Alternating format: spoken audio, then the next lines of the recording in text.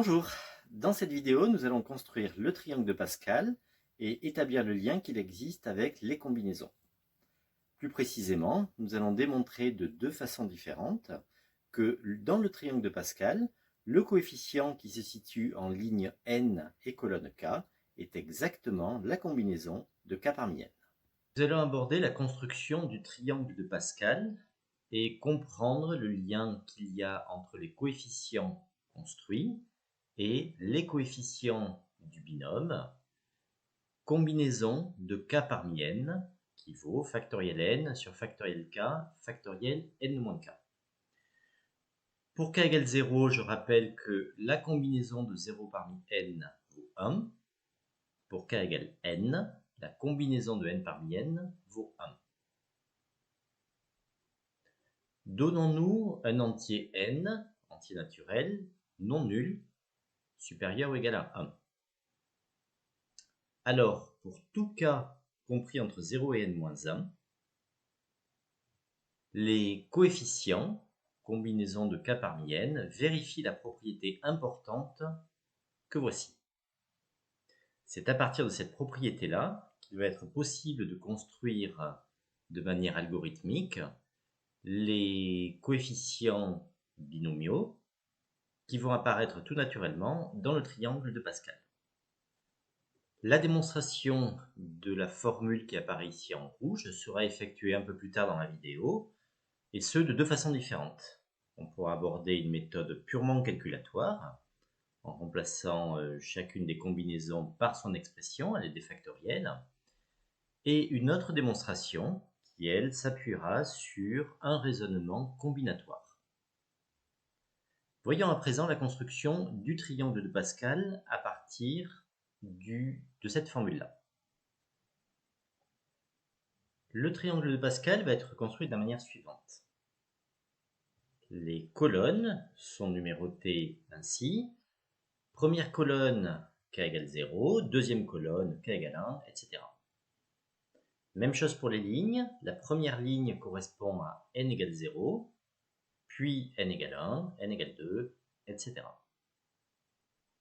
Les coefficients binomiaux, combinaison de k parmi n, sont définis uniquement pour k compris entre 0 et n, au sens large. Si bien que l'on va construire des coefficients, les coefficients binomiaux, uniquement en dessous de la diagonale, puisque le numéro de colonne sera inférieur ou égal au numéro de ligne. Tout d'abord, l'information qui est ici, combinaison de 0 parmi n égale 1, nous fait écrire des 1 sur la première colonne, correspondant à k est égal à 0. Je vais construire le triangle de Pascal jusqu'à n égale 7. Évidemment, on peut s'arrêter avant ou poursuivre. La méthode va être expliquée ou rappelée ici.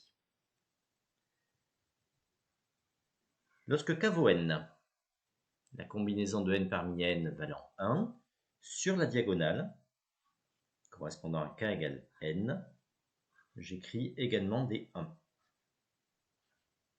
Et ensuite, le triangle va être construit dans cette zone-là, par ici, à partir de la formule qui est encadrée en rouge.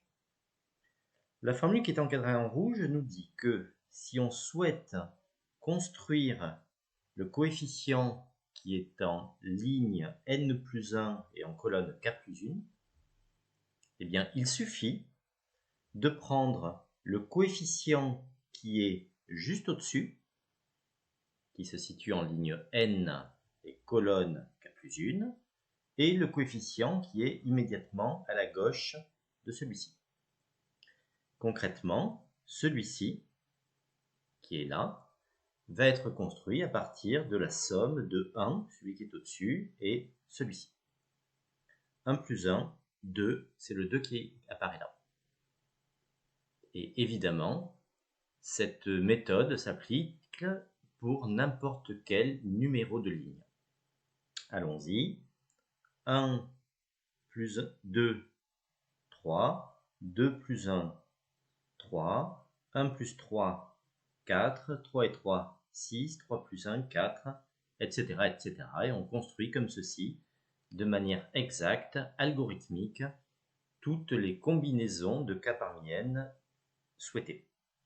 Je poursuis la construction du triangle de Pascal jusqu'à la ligne numéro n est égal à 7. On peut vérifier que ces coefficients-là sont effectivement les coefficients binomiaux. Par exemple, la combinaison de 2 parmi 6 est lue en ligne n égale 4 et colonne k est égal à 2. C'est le coefficient qui est ici.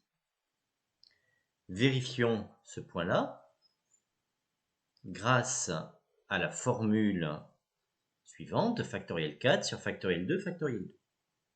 Factoriel 4 valant 24, factoriel 2, 2, factoriel 4 moins 2, 2 également, donc le résultat est bien 6. On obtient le même résultat, heureusement. Sur le même principe, on peut vérifier que la combinaison de 3 parmi 6 est lue sur la ligne n égale 6 et k égale 3, c'est-à-dire le coefficient que je viens d'encadrer qui est là. Coefficient binomial 5 parmi 7, 21, qui se situe